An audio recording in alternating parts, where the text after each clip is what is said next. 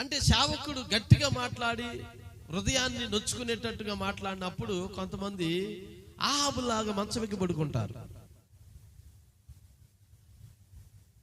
మూతి ముడుచుకుని మంచం ఎక్కి మంచం నిండా పడుకోరాళ్ళు ముడుచుకుని పడుకుంటారు. ఎందుకు? బాధ వచ్చింది. బాధ ఎందుకు వచ్చింది అనేది నువ్వు ఆలోచించట్లా. నువ్వు చేసిన దాన్ని బట్టే కదా. నువ్వు చేసింది ఏంటో రైటు, నేను అన్నదే తప్ప. ఏసబ్బా అంతేనా? ఏంటిది పాస్టర్ గారు మేము అట్లా ఉంటాము, మీరు అట్లా అనకూడదు. నా వల్ల కాదు అది. నీ పిల్లోడు తప్పు చేస్తున్నప్పుడు, నీ పిల్ల తప్పు చేస్తున్నప్పుడు చూస్తూ ఊరుకోవడం నీ వల్ల అవుతే అయ్యిందేమో. నాకైతే కుదరదు. 2 పీకుతా.